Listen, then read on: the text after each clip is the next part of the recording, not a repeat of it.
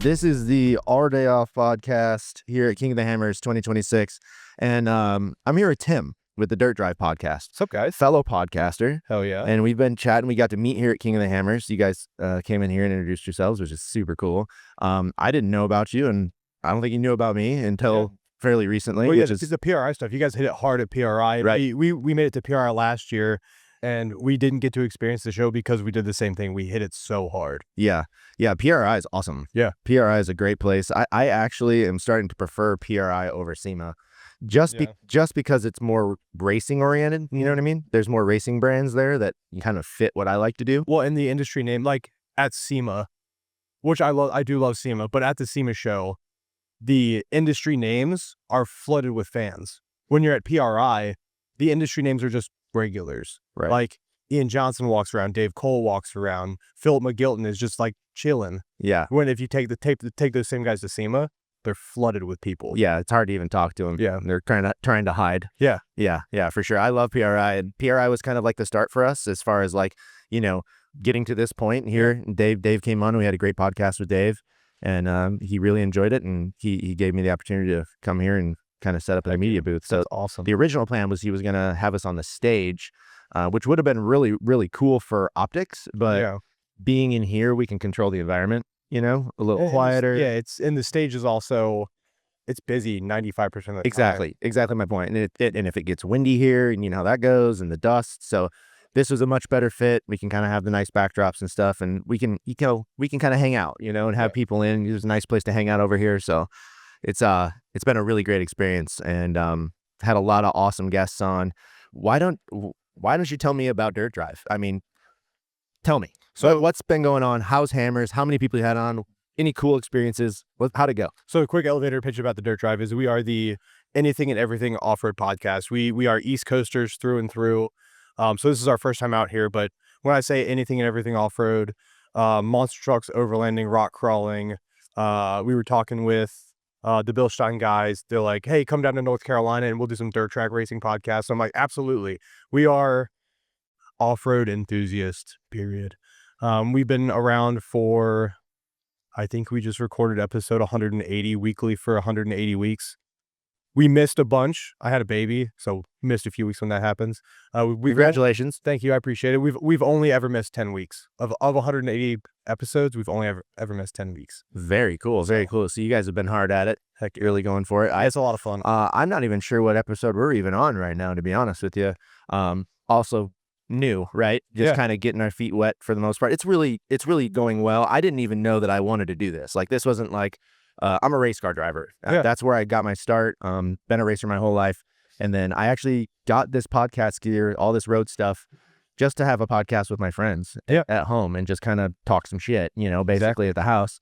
And that's exactly what we did. Like the first 10 to 15 podcasts were just that, but they were really long. I mean, we would sit out in the shop for hours and just talk. It was great. We call them boys podcasts. We got one scheduled tonight. We're like, we're going to have a bottle of whiskey. We're going to sit by the camper and we're just going to do a boys podcast. Yeah. Those are the fun ones. Right. And then it's kind of, snowballed a little bit into like having more important people on, you know what I mean? So I had to kind of pivot a little bit and not be so, just flagrant with it, which is fine. I don't care. I'm not like editing anything or changing anything that I talk about necessarily, just being a little more mindful. You have to be able to turn it on. Yeah. And I want it to be something people are interested in, right? So something someone can watch and be like, oh, no way, I didn't know that about that person, or, the backstory type stuff, Exactly. A little cooler. That's what I like, and I was just thrown into this, and all of a sudden now here I am with a microphone at King of the Hammers. Yeah, that's kind of our same story. Is during COVID, my office said, you guys work from 8 to noon. After that, go somewhere else. So my best friend, Tom, you met him earlier. He runs one of the biggest 4x4 and off-road shops in Northern Virginia, Dirt Nerds Motors. So I would just go to the shop, and Tom works there, Trevor works there, and PJ works there. They're all the names, the personalities of the podcast. We would just hang out and talk at the front desk. The customers just loved it. We would have customers just show up just to hear us talk. You guys should start a podcast. We heard about it a dozen times, and I started doing some research, and I bought some gear, and it's just spiraled from there. It's wild. We had no intention to be at Hammers and to be here with partners. Like I kind of give partner shout outs on the show. Absolutely. So Absolutely. I would love to thank SEMA for helping us get out here, Rock Tricks Wheels, Devil's Due Distillery, and one more. I'll think of it. Spider Tracks, or not Spider Tracks. Oh, that would be wonderful. Right. Poison Spider helped us get out here. So yeah, I've been a fan of Ultra 4 racing since 2017. I never thought we would be here. That's very And cool. I never thought we'd be here as media. Sitting on the start finish line this morning, watching cars take off, I could not do anything but laugh because, like, I am an enthusiast. It's so cool. All right, everybody. I want to give a quick shout out to CT Raceworks. CT Raceworks makes the baddest parts in the industry, including the parts that Kyle Chaney uses to win the 2025 King of the Hammers 4400 race. Now, if you would like to use those same parts, feel free to go over to CT Raceworks and use the Our Day Off discount code, and that will get you a 5% discount on your entire order at any time. So that's Our Day Off discount code upon checkout. Back to the show. Yeah, this is the Mecca, right? This is the place if you're an enthusiast, this is where you want to be. And that start line out there, I keep telling Chase and the other guys who have never been here before, and this is their first time, and you guys as well. I know you haven't experienced it. So tomorrow morning when 4400 lines up, that atmosphere tomorrow morning, I'm getting goosebumps talking about it. That atmosphere tomorrow morning, it's chilly out, the sun's just rising over the mountains. It's kind of dusty, and all that horsepower rolling out onto out on the strip. It is like no other thing. And having that green vest means I could do a grid walk. Yeah. So I take my Pocket 3 is like, I bought a Pocket 3 just for this event. I spend more money than I should have on it, but I bought it just for this event, and I take it and I walk right down the middle of the short course. Yeah. Get all the cars idling, all the teammates high-fiving, getting ready to go out. It is a whole vibe. It's unbelievable. Yeah. It's tomorrow. Don't get me wrong. Side by side and EMC is great. EMC's, a bunch of big horsepower also, but something about 4400 tomorrow when they're all lined up out there idling, it just rumbles the whole area, and it's kind of quiet. They read the national anthem, and it's a moment. It's a moment. I will say, from my perspective, and being with the grassroots guy, I think that UTV has become the new EMC. Because doing the grid walk yesterday, I had like 15 friends out there in driver's seats. Yeah. And it was so cool because you race UTVs. Yeah. I think it's the best way to get in off-road racing now. Oh, UTVs are hands down the best way to get in. We were just talking with a guy last night at the awards ceremony that actually got postponed, but he was saying that UTVs are like the barrier to entry now. So like if you're gonna go off-roading, you can just go buy yourself a UTV either off marketplace or off the showroom floor, throw a cage on it, make all the legal adjustments to make it legal for, let's just say your first race is going to be like the stock class, right? Which is what I would recommend to anyone. Absolutely. Go out and run the stock class where you have bypasses for the really hard stuff, but it gets you out there, and I think you could probably run that class on a fairly cheap budget. I mean, it's going to be expensive, don't get me wrong, but in the game of racing, especially King of the Hammers, the side-by-side sportsman class, it would be like the perfect entry place. And you show up in that and you're competitive. Sure. That's the thing about 46 now is, I have a whole spiel about 46, is there's just white Cherokees out there with no sponsors, nothing on them. Mm-hmm. You're going to still spending $25,000, $30,000 building that car with all the safety equipment, beefing up the axles, rebuilding the engine. Like from a true stock, non-lifted Cherokee to a race-ready Cherokee, you're going to spend about 30. You're going to spend the same thing, I don't know, maybe on a sportsman class UTV, but in that sportsman class, you can be competitive. Sure. That 46 Cherokee doesn't hold a candle to a Bronco. Yeah, you're not chasing down a Bronco in a stock Cherokee. It's just not going to happen. The suspension's not there, the power's not there, and those are factory teams at this point, And I agree with you. I think you'd be hard for us to get you a side by side and have it built completely and race for under 30. That would be cool if you could. Yeah. If that's possible, I would love to hear that story. Oh yeah. So I have a Daniel May Applegate, Gear Monkey Racing.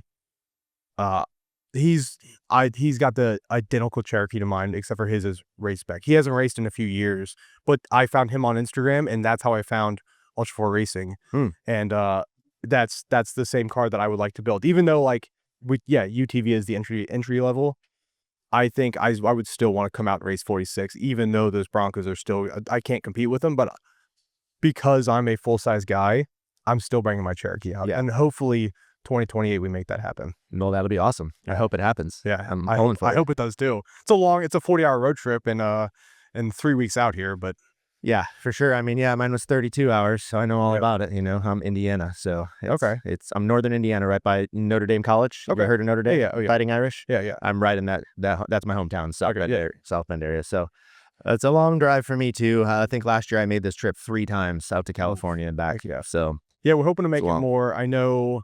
So we're doing a project highlighting the importance of land use. So we took a bunch of cool clips walking through Hammertown, walking through the Yokohama balloon arch, walking through the King Shock balloon arch. And we're actually sending our photographer back in a few weeks to shoot the lake bed completely clear, completely empty, just to show how the community, we may be out here with 100,000 people, but how the community can come and clean this place up to look like we were never here. gotcha. So I hope to come back with that. So that would be twice in a year, which would be sweet. But I think that's not going to be able to happen. We're just going to send PJ back. But Gotcha. definitely in the future, we'll be making more trips out here. Yeah, I've only been to the desert out here one time for testing when there was no king. When there, obviously it was like, I think it was like November or something like that. It's a barren wasteland out here. There's nothing here. There's the fire pit, and the memorial. Like, that's it. There's nothing here. There's no short course. So I helped build the short course with John Goodby and NorCal Rock Racing, and we start from scratch. There's nothing out there. It's a flat hill out there, and we just farm all that dirt out and create the track. Coming with caterpillars and graders and just flatten it and build it every year. Yep. And then on Saturday after the 4,400 race, whether we start Saturday night or Sunday morning, I'm not sure how it's going to go yet. Just depends on how tired everybody is really at the end of the day.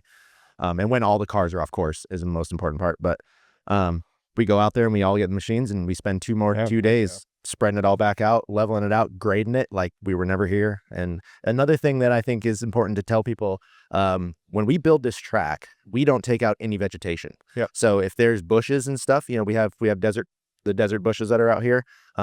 We don't take any of those out. We'll actually make turns around them and sculpt everything around them. We kind of use those as landmarks. Okay. So we're not actually tearing up any vegetation that's already here. Well, it's nice because it is a lake bed, so it gets flooded. And so there, I can't imagine there's a bunch of those obstacles, but the ones that are there, avoiding them is really cool. Yeah. And the fact that, like you said, you'll be out here Saturday after the 44 race. What is it, the 12th? This goes back to the Marines, and this place has to be completely cleared out. Right. Yeah. And they're here for till the end of the month. Right. Yeah. It's a rush. It's a rush. Tearing this town down happens so fast. Yeah. So fast. And the people work all night long tearing this place down. So yeah, I think that the shared land use out here is something like I've never seen before. And I think it's so cool. I mean, I'm from the East Coast. Right. Everything is private. Yep. Everything is private. Same with me. We don't get shared land. It's you have to go to a private piece of property to go wheeling. So coming out here and just seeing, I did a Chocolate Thunder cleanup with Bad Lines Good Times. And seeing all the trails burned in, like you can just go anywhere. Yeah.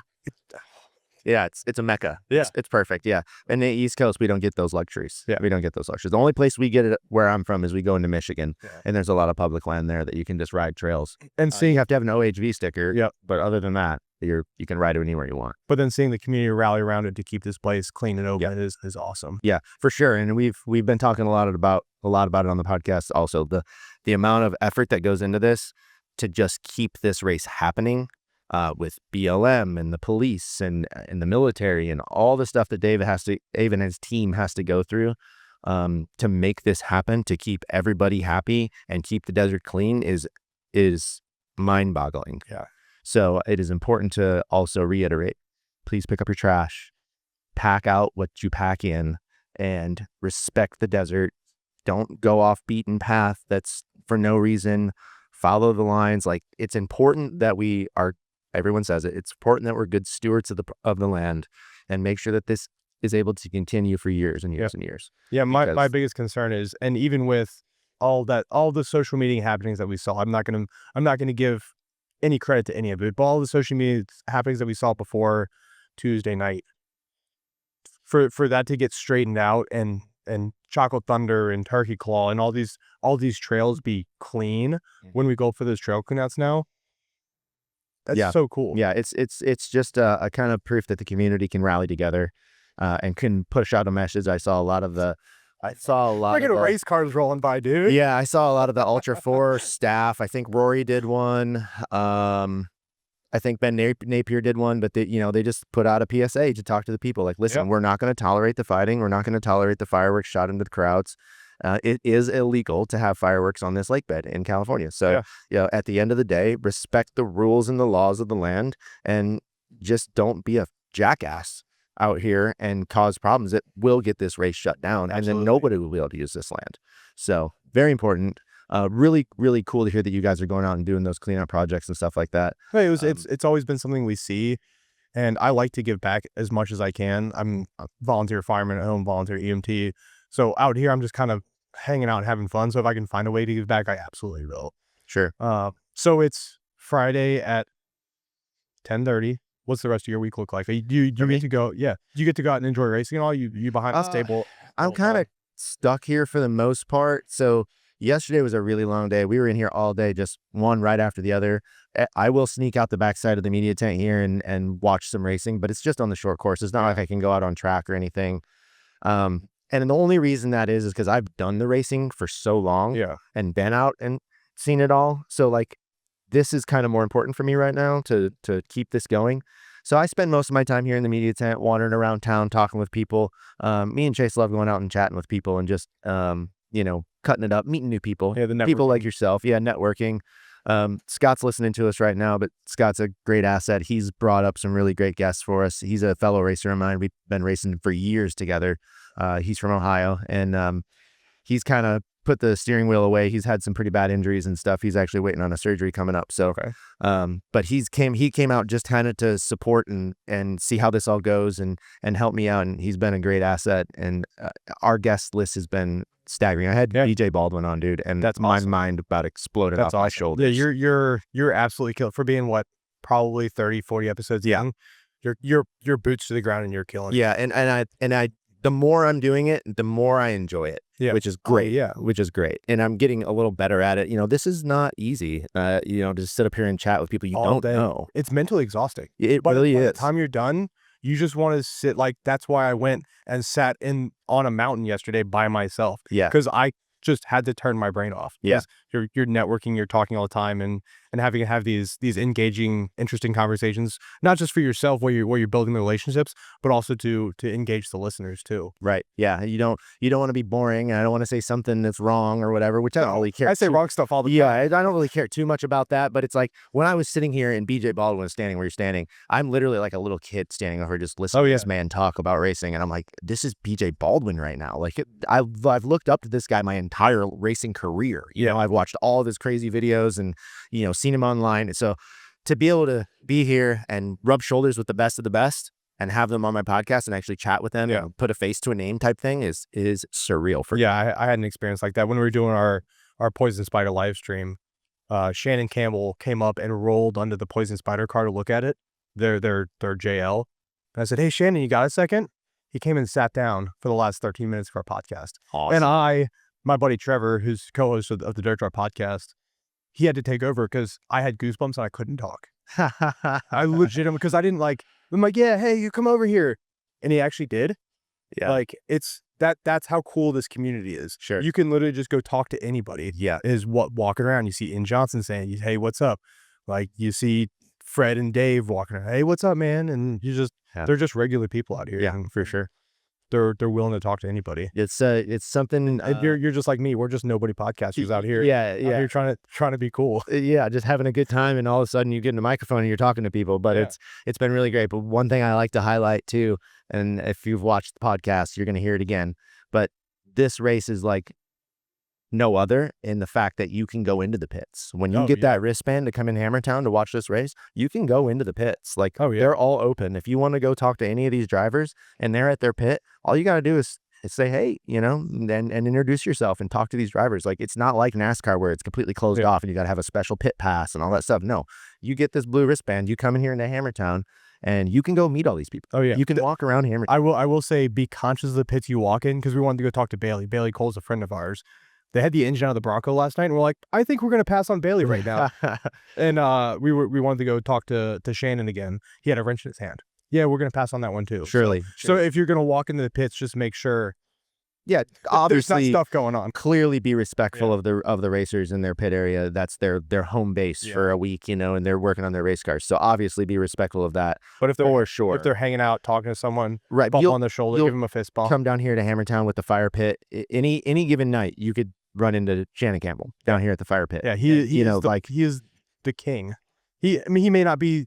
I don't know. I'm not pulling for anybody this year, but come on, he's the president of the Hammers. Let's say that. Okay. Can't call him the king of the Hammers because we don't know who the king of the Hammers is yet. The king currently is Kyle Chaney. The king is Kyle Chaney. Yeah, Kyle Chaney is the current king. He holds that for the next. Yeah, we can't take that away from him. Correct. He has to go out and defend it tomorrow. Yeah, you got Kyle Chaney too, man. Heck yeah. Kyle came on the other day. Me and Kyle go way back. So me and Kyle started racing side by sides around the same time in GNCCs. So I started racing GNCCs like, 2000, what, Scott? 2007?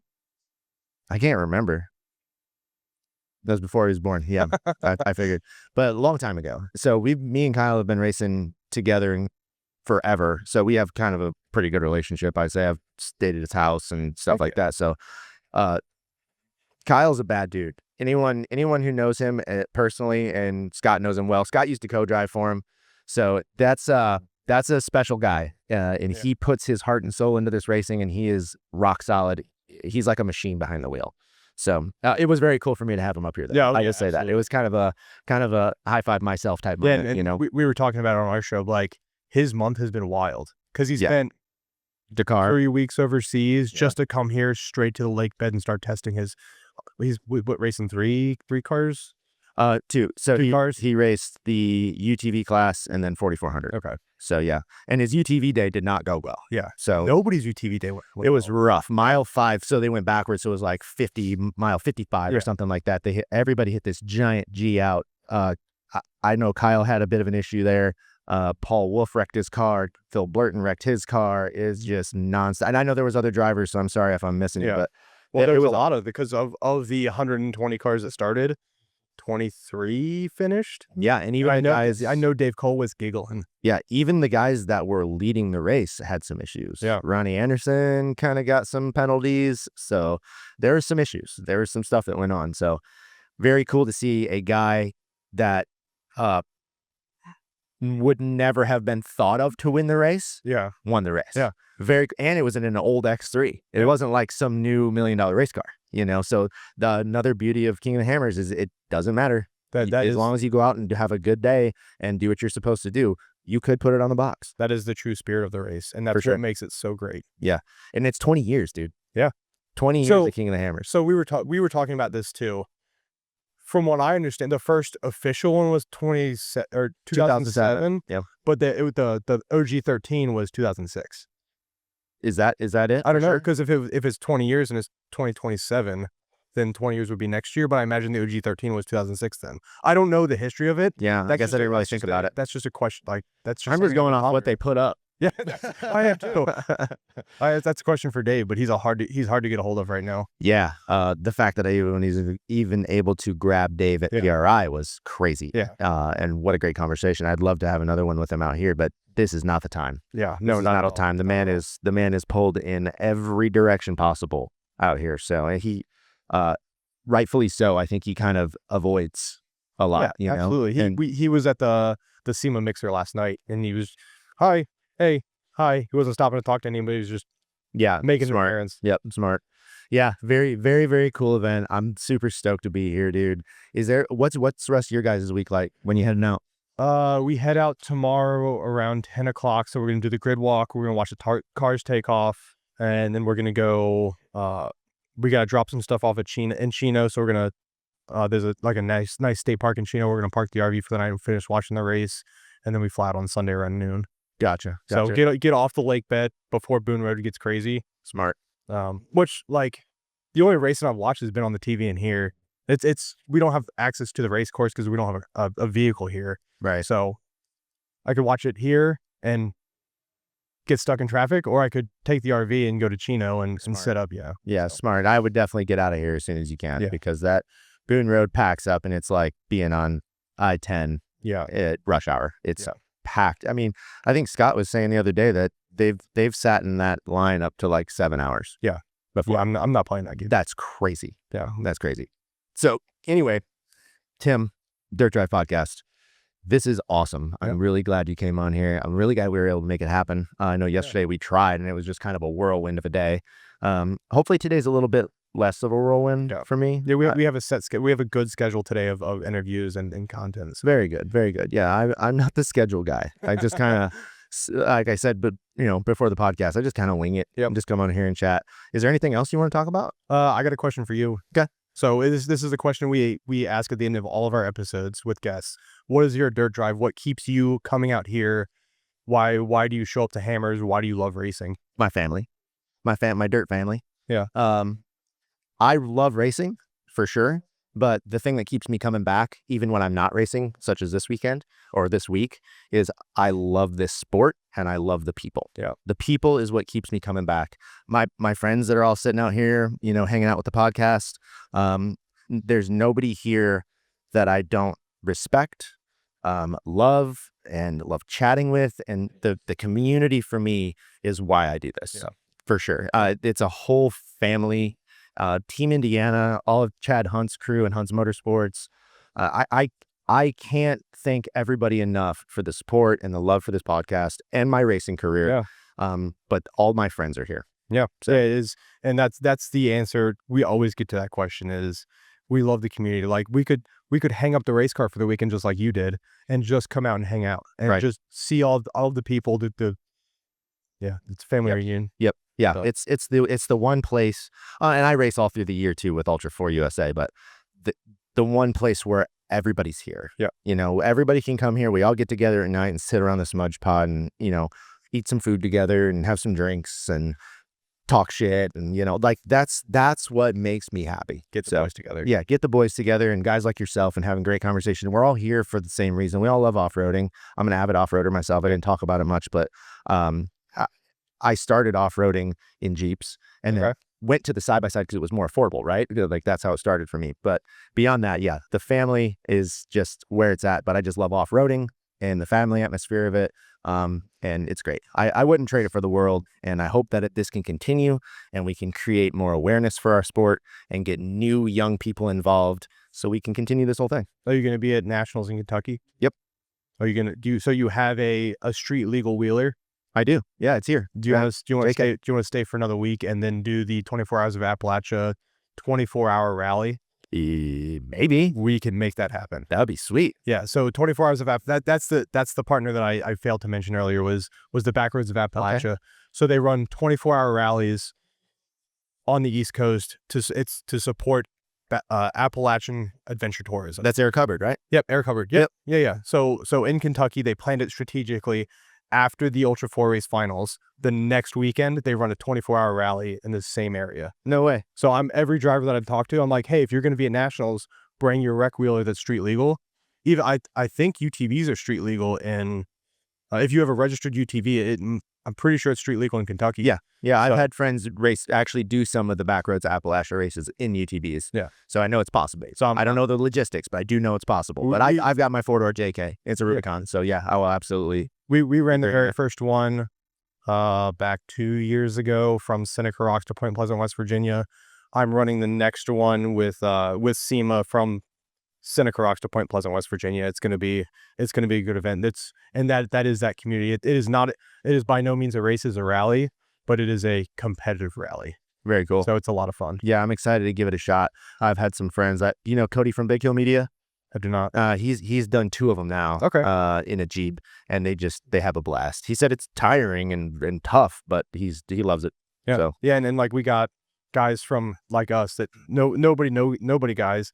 Hubert Rowland comes out. He's standing over there. Eric Miller participates every event Eric Miller enters in. He's winning. He's got a purpose-built JK with a 60-gallon fuel tank anywhere. I don't know if I can say that, but he doesn't get out of the Jeep at all for 24 hours. Wee, that's a lot. He's got his ways that he does that. If you go back and listen to the podcast we did with him about a year ago, he explains how he does that. But that's not my conversation to have. All right, well, we'll have to listen to it. Yeah. So, go on and listen to the Dirt Drive guys. They've got awesome podcasts. Tim, I'm thrilled that you came on. Thank you so much.